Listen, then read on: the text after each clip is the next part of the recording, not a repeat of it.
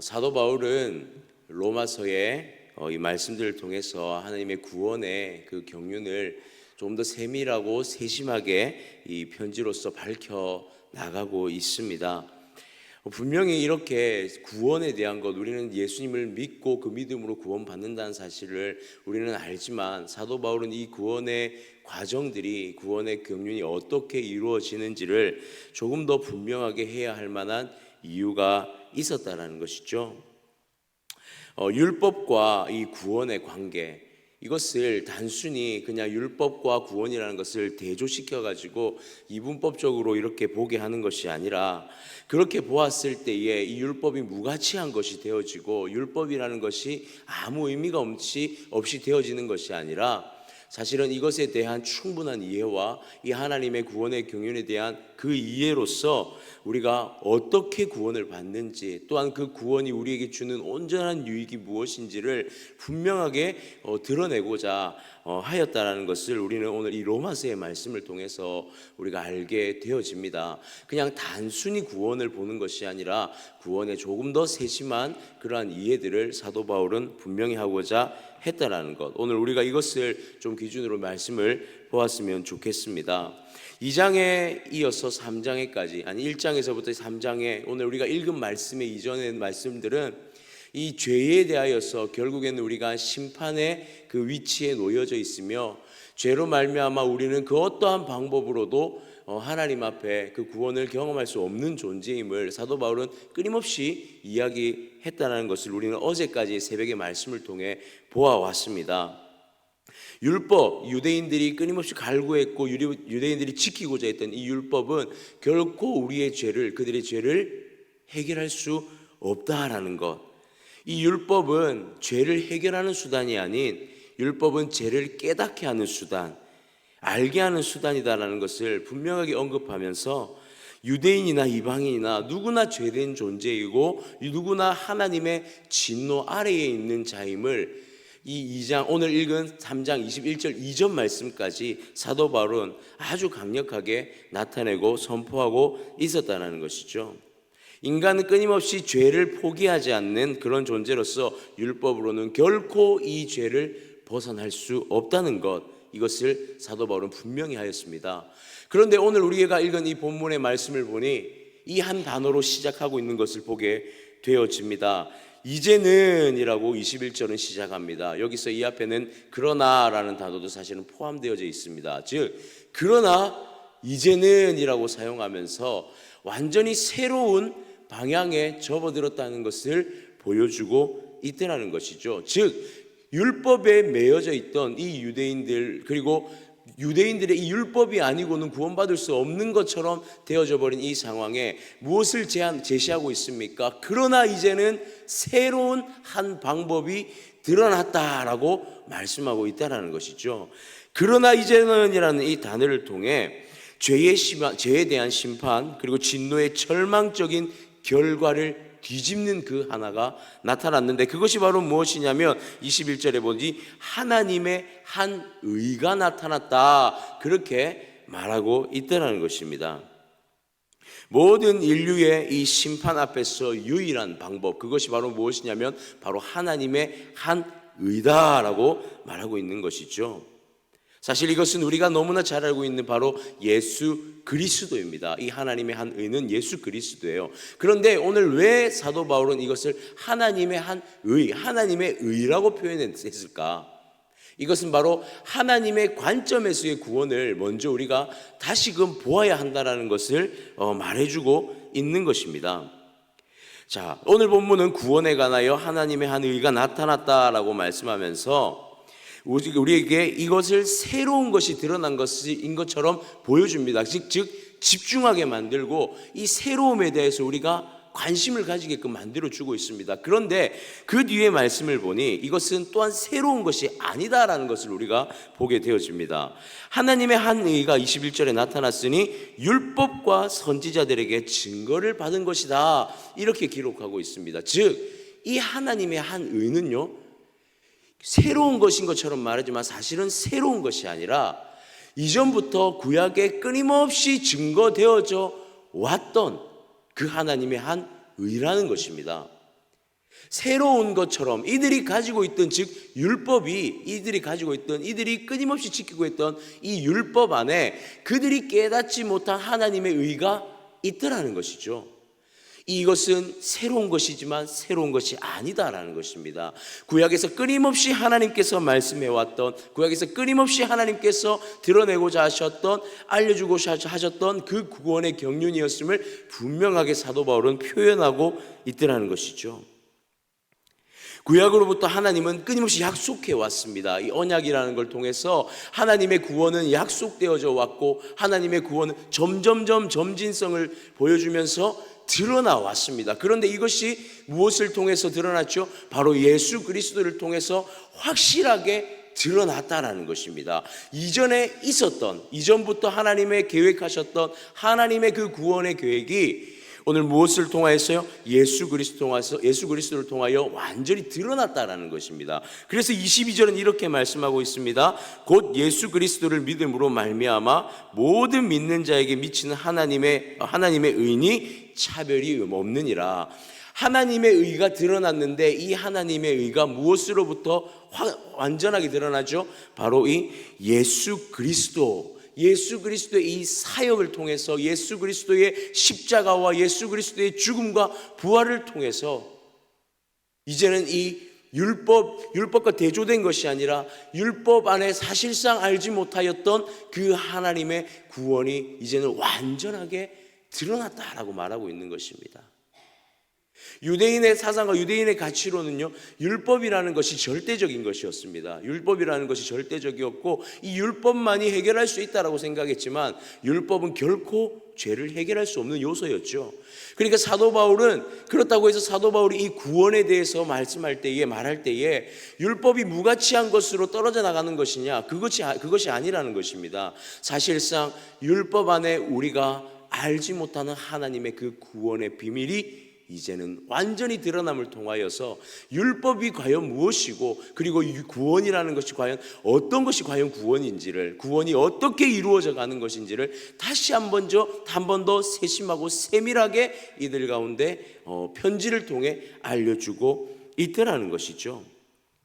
이 하나님의 의는 우리를 향한 하나님의 구원의 계획이었고, 그 계획은 구약에서 끊임없이 선포되어져 왔던 것이고, 하나님의 의는 이것을 행하시는, 이제는 완전히 드러내시며 구원의 하나님의 약속을 이행하시는 그 하나님의 의다라는 것을 오늘 선포하고 있더라는 것입니다. 그렇다면 우리는 이제는 이 한 가지의 하나님의 의를 또 한번 보아야 할 것 같습니다. 무엇이냐면 하나님의 의를 드러내심은 하나님 관점에서의 드러내시는 하나님의 의고요. 그러면 이제는 또 다른 하나의 관점에서 우리는 이 하나님의 의를 또한 보아야 할 것입니다. 그것은 무엇이냐면 바로 믿음이라는 것이죠. 바로 믿음이라는 것입니다. 하나님의 그 약속의 이행과 성취를 통해 드러났다면, 예수 그리스도를 드러났다면, 우리는 이제 그 하나님의 의에 대해서 어떻게 보아야 하는가? 우리의 관점에서는 그 예수 그리스도의 십자가와 사역을 통해 드러난 그 하나님의 의를 온전히 믿는 것, 그 믿음으로 말미암아 구원에 이른다는 것을 사도 바울은 아주 이렇게 정리하여서 알려주고 표현해주고 있더라는 것입니다.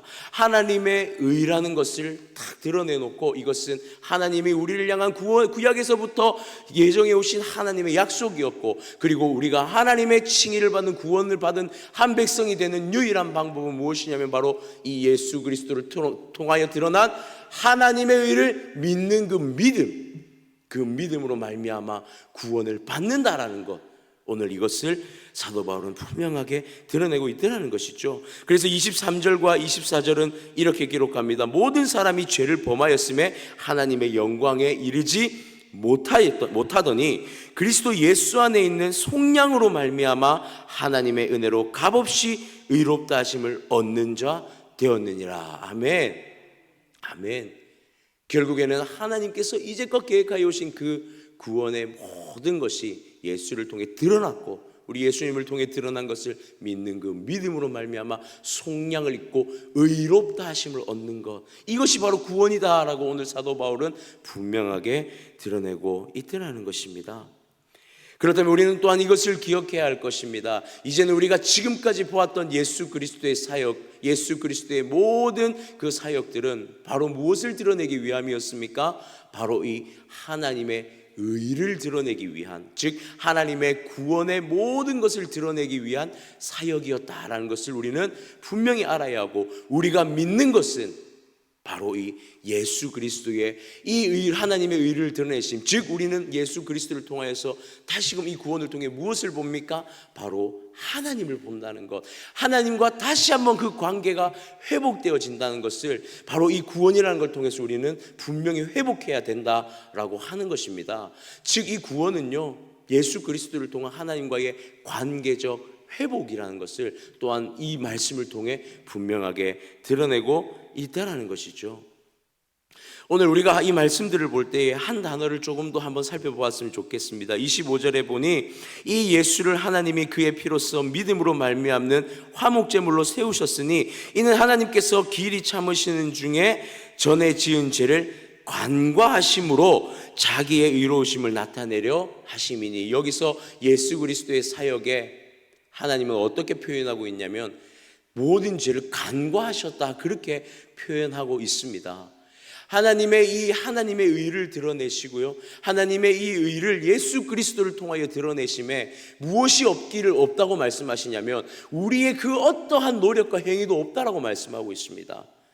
우리의 죄를 간과했다라고 말씀하세요. 이것은요, 단순한 용서적 행위가 아니라 죄를 완전히 드러내십니다. 덜어내시는 거예요. 우리가 어떠한 행위로서 용서받을 만한 것을 해서 이것이 해결되어진 것이 아니라 철저하게 하나님의 의라는 것은 우리의 죄를 완전히 덜어내서 예수님에게 전가시켜버린 그 하나님의 방법이었다라고 말하는 거예요. 즉 우리는 오늘 이 구원, 사도 바울의 구원에 관해서 우리는 이렇게 이야기를 사도 바울은 원했다는 것입니다. 하나님의 의, 하나님의 구원의 계획, 그것은 이전부터 있어 왔고 그것을 예수 그리스도를 통해 드러냈는데, 이 예수 그리스도를 통해 드러난 구원의 이 하나님의 방법에는 우리의 의지와 우리의 의도, 즉 율법적 행위가 단 하나도 들어가지 않은, 개입하지 않은 철저한 하나님의 은혜다라는 것을 사도 바울은 오늘 이 말씀을 통해 우리 가운데 분명히 드러내고 있다는 사실입니다. 사랑하는 성도님들, 우리는 이 구원이라는 것을 사실은 잘 알고 있습니다. 그런데 우리가 다시 한 번 더 구원에 감격할 수 있고 우리가 이 구원에 반응할 수 있는 이유는 무엇입니까? 하나님의 전적인 은혜이기 때문입니다. 우리가 하나님을 다시 한 번 더 새롭게 바라보고 우리가 다시 한 번 더 하나님을 참된 우리의 이 창조주이자 위대하신 하나님으로 바라볼 수 있는 이유는 무엇입니까? 바로 이 하나님의 의가 예수 그리스도로 말미암아 드러났고 그것이 나에게 주어진 은혜라는 사실, 그것이 온전히 이해되어질 때에, 온전히 인정되어질 때에 우리는 하나님 앞에 이 구원의 감격을 표현하고 우리는 이 구원의 감격을 찬양할 수 있게 되더라는 것이죠. 그래서 사도 바울은 이것에 대해서 이렇게 표현합니다. 28절에 보니 그러므로 사람의 의롭다 하심을 얻는 것은 율법의 행위에 있지 않고 믿음으로 되는 줄 우리가 인정하노라. 이것은요, 단순한 이해도 아니고요, 이것은 단순한 어떠한 우리의 필요적인 이런 모습도 아닙니다. 이것은 뭐죠? 인정될 수밖에 없는 하나님의 은혜였다라고 사도 바울은 표현하고 있더라는 것입니다. 사실 어쩌면 로마서의 말씀을 보면서 이런 생각이 들기도 합니다. 참 어렵게 표현했구나. 사도 바울이 참 이 구원에 대해서 어렵게 표현했다라는 생각도 듭니다.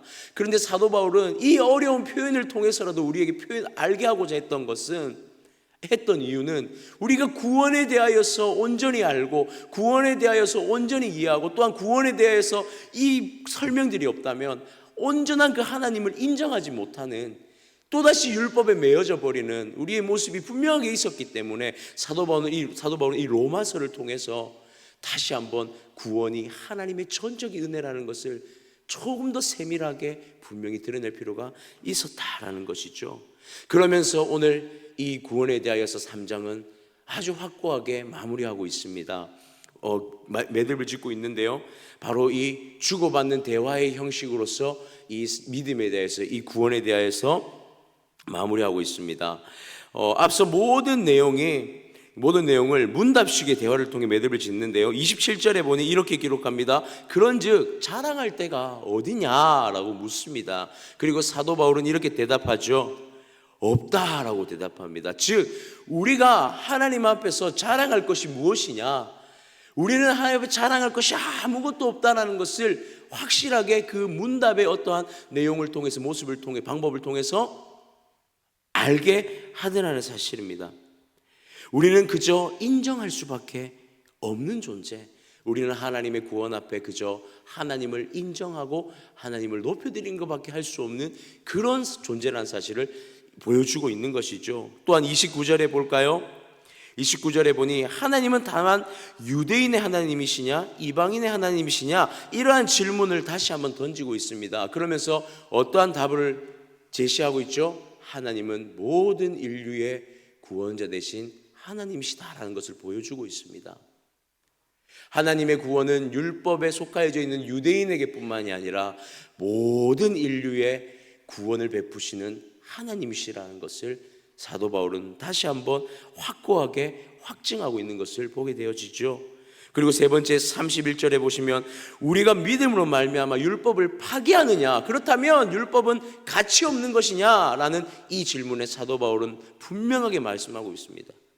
율법은 가치 없는 것이 아니라 오히려 예수 그리스도를 통하여서 이 구원의 경륜을 통하여서 완성되어진 것이다 라고 말씀하고 있습니다. 믿지 않는 자에게 율법은 무엇입니까? 끊임없이 우리의 죄를 드러내는, 지키지 못하는 어떠한 제약이 되어집니다. 그러나 믿는 자에게 율법은 무엇입니까? 삶을 살아갈 수 있는, 삶에 우리가 하나님 앞에 믿음의 삶을 살아갈 수 있는 기준이 되어지고요, 믿음의 삶을 살아갈 수 있는 표본이 되어지는 것이 바로 율법입니다.